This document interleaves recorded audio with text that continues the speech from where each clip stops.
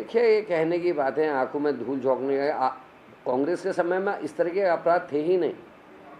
हमने तो कांग्रेस के समय की अगर बात करें, हमने तो अपने केंद्र के मंत्रिमंडल के साथियों को जब हमने सूचना का अधिकार दिया, उसमें जिन लोगों के नाम आए हमने उनको जेल में डाला।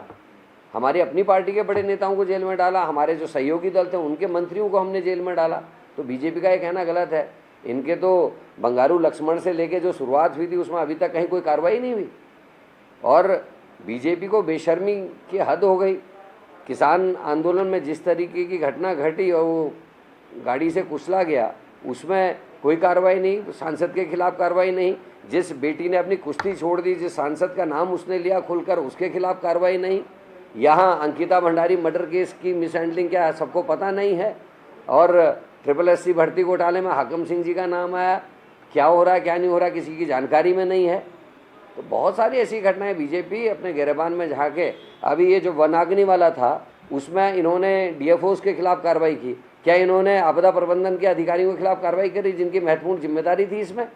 तो ये सब कुछ गड़बड़ चल रहा है। और मैं कह रहा हूँ 2-3 अधिकारी ऐसे हैं जिन्होंने यहाँ एक ग्रुप बना रखा, जो लोकल के हमारे अधिकारी हैं, उत्तराखंड के रहने वाले कैडर के या हमारे उत्तर प्रदेश आसपास के रहने वाले जो अधिकारी हैं, उनको दरकिनार किया जा रहा है। प्रमोटी अफसरों को महत्वपूर्ण पद दिए जा रहे हैं, चाहे वो कप्तान के हों चाहे वो दूसरे किस्म के हों, उनको दिए जा रहे हैं। जो वाकई में काबिल लोग हैं उनको किनारे बैठाया गया है। और 2 ऐसे अधिकारी इस राज्य में काम कर रहे हैं जिनकी सह इन सभी अपराधियों को, और उन्हीं के कहने पर सरकार के महत्वपूर्ण पदों में उनके चेले चपाटे जो अधिकारी हैं उनको बैठाया जा रहा है। और आने वाले समय में इन सब चीज़ का हिसाब किताब कांग्रेस करेगी।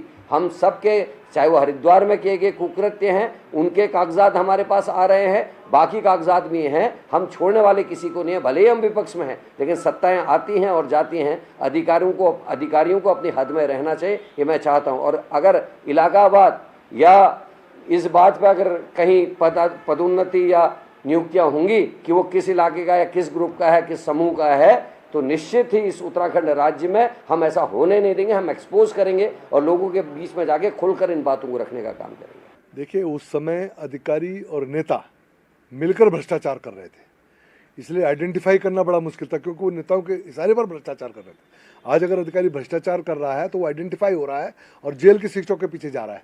तो यही तो सरकार का काम है। तो आज हम अपना काम कर रहे हैं। उस समय कांग्रेस स्वयं भ्रष्टाचारी थी, कांग्रेस की पूरी सरकार भ्रष्टाचार में लिप्त थी, इसलिए अधिकारी उनको दिखाई नहीं पड़ते थे। उनके टूल्स होते थे, उनके हैंड्स होते थे, इनके माध्यम से भ्रष्टाचार करते थे। तो आज ये अंतर है दोनों सरकारों का, ये अंतर पूरी जनता देख रही है।